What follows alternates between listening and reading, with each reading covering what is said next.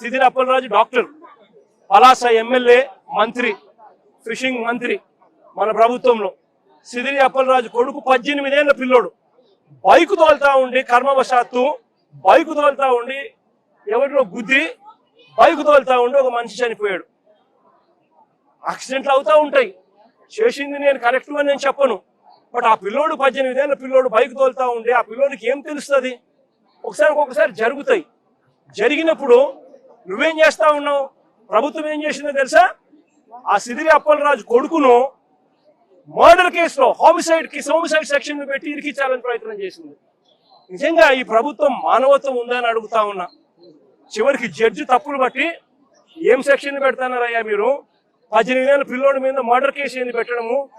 అరే యాక్సిడెంట్ అయ్యింది, తప్పు జరిగింది, అది మర్డర్ కేసు పెట్టడం ఏందయ్యా అని చెప్పి జడ్జు తిట్టి సెక్షన్ మార్పించింది. అంటే ఎంత దారుణంగా జరుగుతా ఉందని ఆలోచన చేయమని అడుగుతా ఉన్నా. జువల్దినిలో మత్స్యకారులకు ఇబ్బంది కలుగుతా ఉన్న పరిస్థితుల్లో తమిళనాడు నుంచి తమిళనాడులో బోట్లు వచ్చి మత్స్యకారులు, మన మత్స్యకారులకు ఇబ్బంది పడతా ఉంటే ఆ బోటును మన మత్స్యకారులు పట్టుకొని పోలీస్ స్టేషన్కి అప్పచెప్తే ఇడిపించింది ఎవరో తెలుసా? తెలుగుదేశం పార్టీకి సంబంధించిన వీళ్ళే. లోకేష్ గారు అక్కడికి పోతారు నెల్లూరు జిల్లాకు. లోకేష్ పోయిన మరుసటి రోజు బోటు రిలీజ్. బోటు కూడా ఏంది, స్టేషన్ లో పెట్టిన బంగారం మాదిరి బోటును స్టేషన్ కి అప్పచెప్తే స్టేషన్ లో పెట్టిన బంగారం దొంగతనం అయిపోయినట్టుగా బోటు దొంగతనం అయిపోతుంది. దానికి కారణం ఎవరంటే లోకేష్ తో పాటు ఇంకొక తెలుగుదేశం పార్టీకి సంబంధించిన ఇంకొక ఎంపీ, రాజ్యసభ ఎంపీ. అంటే మత్స్యకారులు అంటే ఎంత విలువ లేకుండా ఉంది అనేది ఆలోచన చేయాల్సిన అవసరం కూడా ఉంది. ఈరోజు రాష్ట్రంలో నిజంగా ప్రతి పరిస్థితి కూడా ఇదే మాదిరిగానే ఉంది. రాష్ట్రంలో ఈరోజు పిల్లలు సంతోషంగా లేరు. ఫీజు రీయింబర్స్మెంట్ అందడం లేదు. ఈరోజు ఫీజు రీయింబర్స్మెంట్ అందడం లేదు. శ్రీకాకుళంలో జరిగినటువంటి సంఘటన దురదృష్టమైన సంఘటన. చాలా పేదవాడు, 3 పూటలు తినడానికి కూడా లేదు. ఒక ఓనర్ దగ్గర గొర్రెలు కాసుకుంటే నెలకు 5,000 రూపాయలు ఇచ్చినటువంటి వ్యక్తి, 42 సంవత్సరాలు, ఒక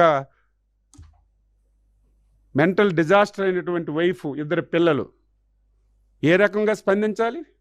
నేను ఎందుకు జరిగిందని. యాక్సిడెంట్లు జరుగుతాయి, నేను అది విమర్శించదలుచుకోలేదు. ఎవరు కావాలని చేయరు, యాక్సిడెంట్ జరుగుతుంది. అందులో బాధ్యత కలిగినటువంటి రాజకీయ నాయకుడు నువ్వు. మొన్నటి వరకు మంత్రి పదవి వెలగబెట్టావు, ప్రతి ఓడి మీద విమర్శించావు. నువ్వేం చేయాలి? నీ కొడుకైనా నువ్వైనా ఎవడైనా తప్పు చేస్తే ఇమీడియట్గా పలానా విధంగా తప్పు అయింది, ఆయనకి వెళ్ళి హాస్పిటల్లో చేసి రక్షించాలి. పోలీస్ స్టేషన్కి తీసుకెళ్ళి ఇగో జరిగింది, మీరు చట్ట ప్రకారం action. That is leadership, that is political leader. నువ్వేం చేశావు? నీ కొడుకుని రక్షించుకోవడానికి అమాయకుడైనటువంటి ఒక త్యాడి అనే ఒక కుర్రవాడిని నువ్వు ముద్దాయిగా చూపించావు. సిద్ధార్థ త్యాడి. మేమందరం ఇంటర్ఫీర్ అయ్యేలా రాజకీయాలు చేయలేదు.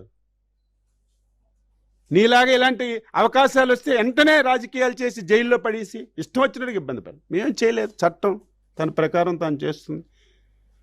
ఈరోజు ఇలాంటి దొంగలు ఉంటారనే, ఇలాంటి గొడ్డల పార్టీ ఉంటారనే చంద్రబాబు నాయుడు గారు మొత్తం డ్యాగ కళ్ళుతో రాష్ట్రం అంతా సీసీ కెమెరాలు పెట్టారు. ప్రతిదీ మీరు చేసేయడం, మా మీద తోసేయడం, గుడ్డ కాల్చి మా మీద పడేయడం, ప్రతిదీ అంతే. ఇక నుంచి నువ్వు తప్పించుకోలేవు. ఇది తప్పించుకోవాలని ప్రయత్నం చేశావు. వెంటనే ఎస్పీ గారు సీసీ కెమెరాలు మొత్తం చూశారు. ఎప్పుడు గుద్దారు, ఎక్కడ చనిపోయారు, ఎక్కడ పడారు, ఏమైంది, మొత్తం వాస్తవాలన్నీ బయట వచ్చాయి. ముందు కొడుకు కంటే తండ్రే పెదం ముద్దాయి ఉండాలి.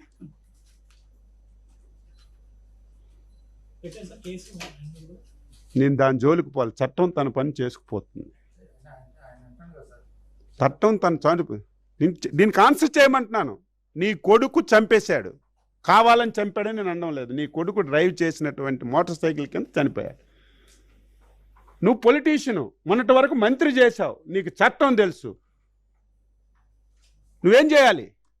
వెంటనే తీసుకెళ్ళి నా కొడుకు అనుకోకుండా మోటార్ సైకిల్తో గుద్దీశాడు, చనిపోయాడు.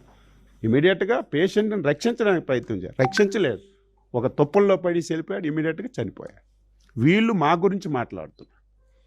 బాధ్యతాయుతమైనటువంటి ఈ ప్రభుత్వం గురించి మాట్లాడుతున్నా, చంద్రబాబు నాయుడు గురించి మాట్లాడుతున్నా. మేము పలకరించిన వాళ్ళమైన మాట నీకు సిగ్గుందా?